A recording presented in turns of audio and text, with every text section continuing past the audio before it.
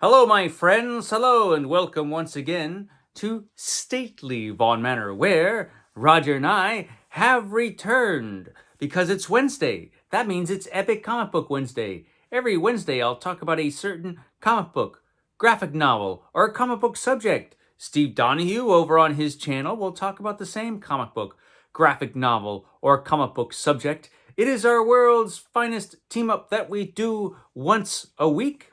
And this week is a little unusual because I'm actually talking about a specific reading project that I'm doing at this very moment. And later on, Steve Donoghue will come on his channel and talk about how dumb it is that I'm doing this. Anyway, it is my Marvel master plan. It is my Marvel master plan, which I have contained here in my book of evil schemes. It's all my evil schemes I keep in here.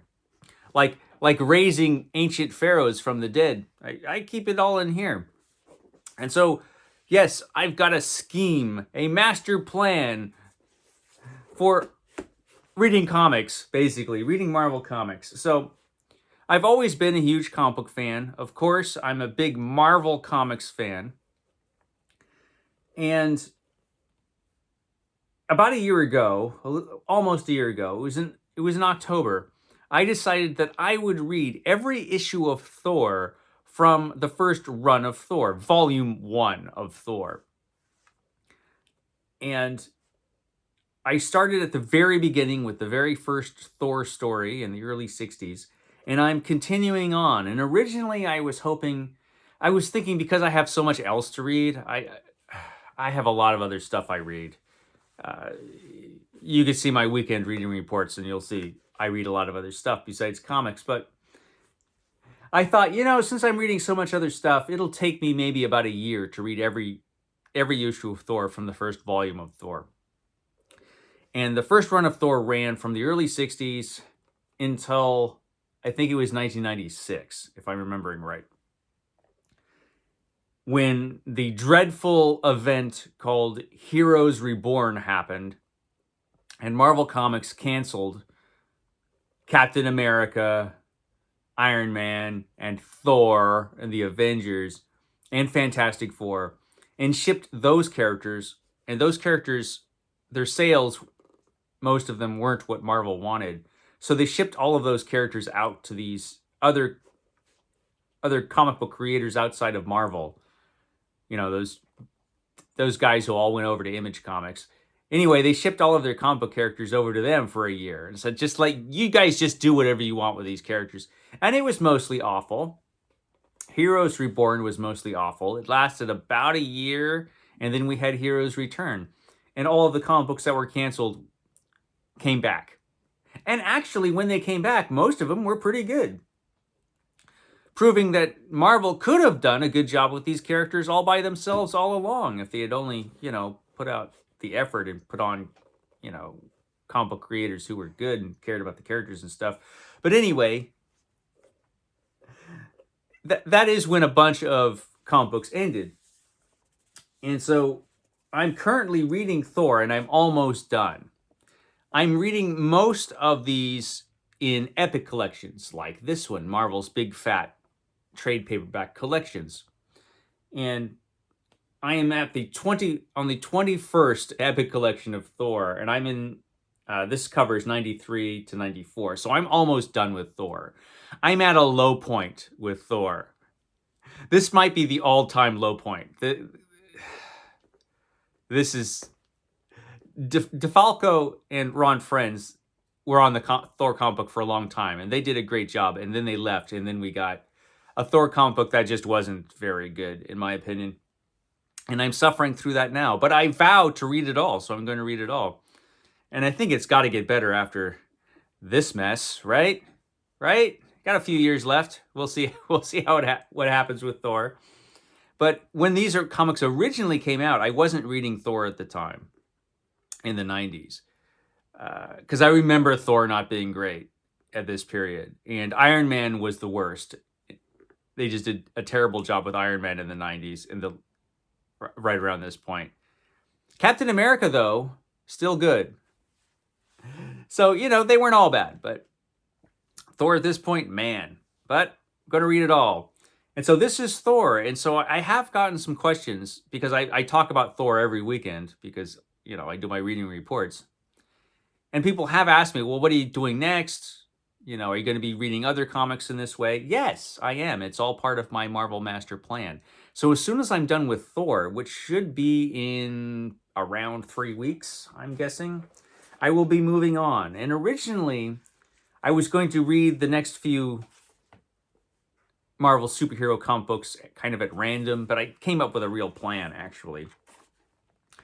And the next comic book I'm going to be reading, the first run of, which ran from 1961 to 1996, is the Fantastic Four.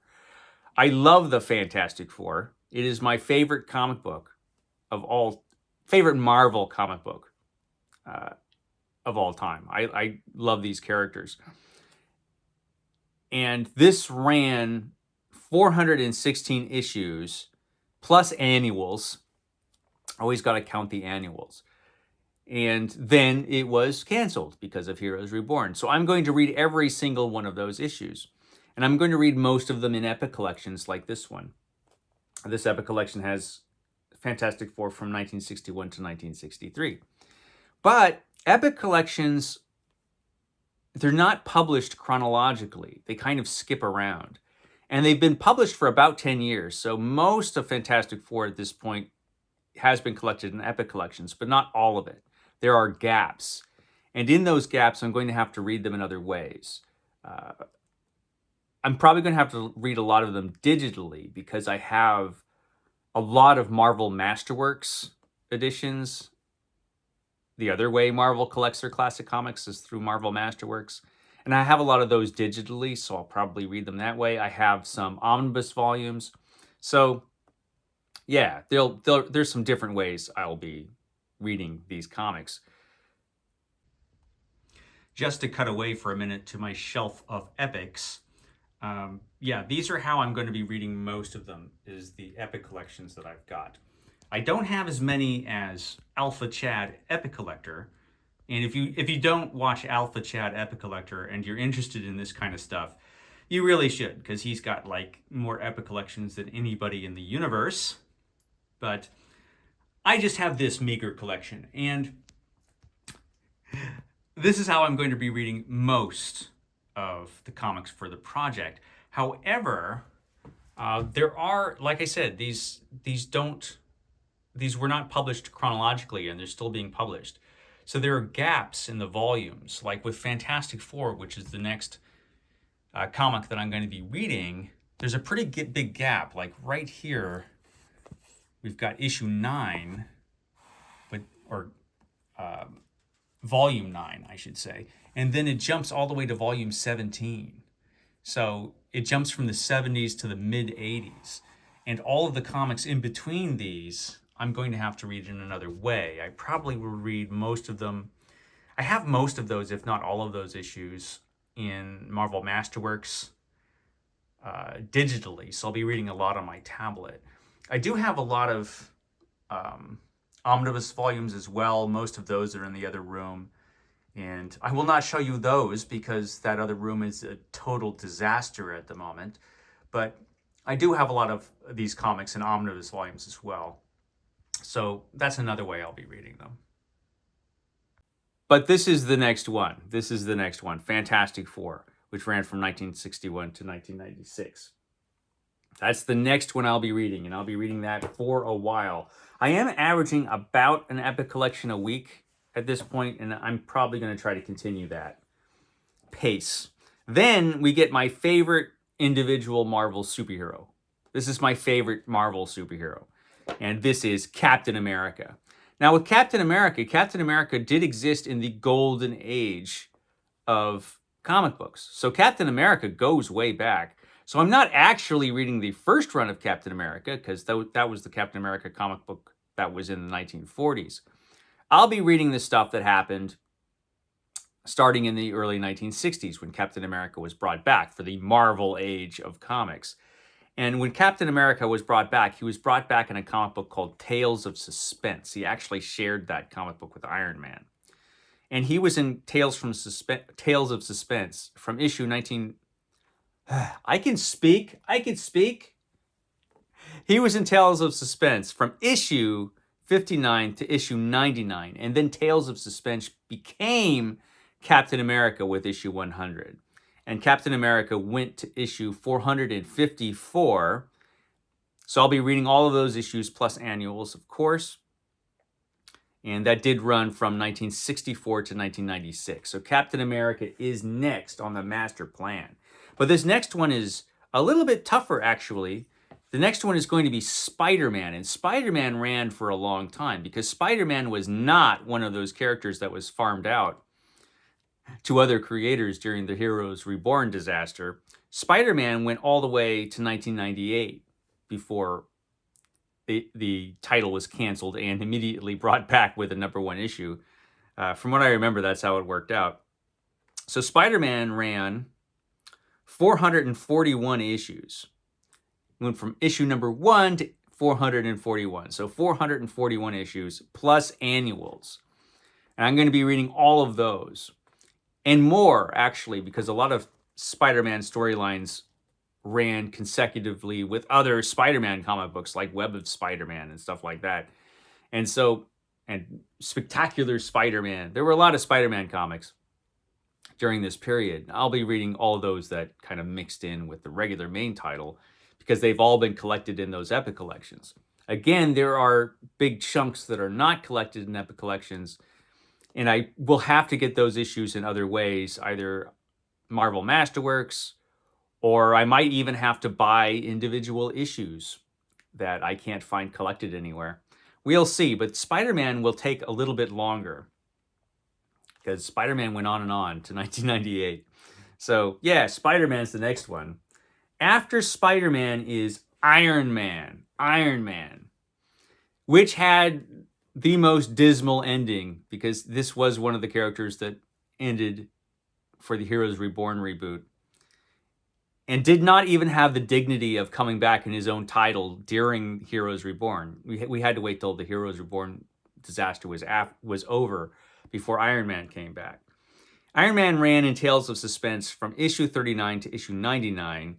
Then he got his own #1 issue and ran through issue 332. So that altogether, that was 1963 to 1996. So I'll be reading all of those issues of Iron Man. And Iron Man, as far as the comic book, it might be my least favorite out of all of these, maybe. But I do really like the character. And even though the end of Iron Man was absolutely abysmal, where Iron Man was turned into a psychotic killer and had to be replaced by a teenage version of himself, it was the 90s, man. Not kind. The 90s were not kind to Iron Man. But I'll read it all. And next is Daredevil. Daredevil, the man without fear. I've always really liked Daredevil. And now I'll be reading every single issue of Daredevil from the first run. And Daredevil is another character that ran for a long time. Like Spider-Man, he ran till 1998. Daredevil ran from 1964 to 1998. That was 380 issues plus annuals. So 380 issues plus annuals of Daredevil. And then Daredevil was canceled and immediately brought back with a new #1 issue. But I'll be reading volume 1, so yeah. Daredevil, reading the whole thing. That should be fun. And then it's the Incredible Hulk. The Incredible Hulk, a tumultuous character with a tumultuous history. Because the Hulk's original run only lasted 6 issues. And then it was canceled. And then the Hulk as a character, Stan Lee really liked this character though. So he kept showing up in other comic book characters' books. And it was eventually brought back in Tales of Suspense. So I'll be reading Daredevil. I'll be reading the Hulk issues 1 through 6, the original run, and then the run in Tales of Suspense, which ran from 59 to 101. And then Tales to Astonish. It was Tales to Astonish, 59 to 101. And then it became the Hulk with issue 102 and ran to issue 474. So the Incredible Hulk, the period I'll be reading, ran from 1962 all the way up through 1999. So this character ran a while, but there was that period when he didn't have a book of his own. So, you know, a little tricky, the Hulk, but I'll be reading all of those issues. Another character that's kind of tricky is this one. This is Doctor Strange. This is actually a very thin omnibus. I have this instead of the Doctor Strange Epic Collection Volume 1 because they have exactly the same stories in them. And Doctor Strange, I'm actually going to be reading 3 different series of Doctor Strange because I want to read Doctor Strange up to the 90s at least. And so I'm going to be reading Doctor Strange from 1963 to 1996. Doctor Strange originally appeared in Strange Tales. He was in Strange Tales issues 110, 111. Then he was not in the next couple issues. He came back in issue 114 and ran in Strange Tales to 168. Then he got his own comic book, Doctor Strange, starting with 169. Doctor Strange took over from Strange Tales. And that book ran to 183. Then that was canceled, and he came back in Master of Mystic Arts, 1 through 81, it looks like. And then he came back in Sorcerer Supreme, 1 through 90. And he was in some other books around that time, which I'll be reading. So basically, I'll be reading everything Doctor Strange, 1963 to 1996. Except for the Defenders. Eventually, I'll read the Defenders as well. But these are just the solo Doctor Strange stories I'll be reading. Then, something that's much simpler to do is the Avengers. The Avengers, the Ultimate Team book, which ran issue 1 to 402. So 402 issues of Avengers plus annuals. And then it was cruelly canceled for Heroes Reborn. But I'll be reading the original Avengers, and that ran until 1996. It went from 1963 to 1996. And then I'm going to finish out this exciting project. It's exciting. Everybody's thrilled right now. I'll be finishing it out with the X-Men. And this is the challenging one because the X-Men, which became the Uncanny X-Men, ran for 544 issues. However, there was a period of the X-Men where they were just reprinting old issues. So I obviously won't read those because they're just reprints of earlier X-Men issues. Before they came back with the new X-Men that we all know and love. But altogether, the X-Men ran from 1963 to 2011. So this is the longest running and most successful of all of the Marvel series at the time. It ran all the way, it survived the 90s. They did come up with a new X-Men #1, but they kept the original title, the Uncanny X-Men, running the whole time. So there was a lot of X-Men, and I am going to be reading all of those issues of X-Men. All of this is going to take years and years. See, I have all this cleverly written down in my book of schemes here. It's going to take years, but I found in reading Thor that even reading the bad stuff in Thor has been really entertaining and rewarding. Because when I was reading these comic books originally, a lot of these issues I missed, either because I wasn't born and wasn't able to get reprints at the time I was reading them originally, or these comics went through patches that I just didn't read. And so I just never read all of these issues, even for the comic books I really love. And I found reading Thor, it's been great because I get to see all of the different runs of Thor's entire history. Reading Thor is a lot more interesting when you know everything that happened before. Sometimes you're reading comic books and you're like, well, who's this character? I missed this character's original issue. When you're reading everything, you get most of it, except for all that stuff that happened in the Avengers, But you get most of it. And so it's really interesting to read it that way. And I found it to be very rewarding and fun. So that's my Marvel master plan. Now you all know. And now Steve Donoghue can tell me what an idiot I am for wasting years of my life doing this. But yeah, there you go. This was fascinating, I know. We'll catch you next time.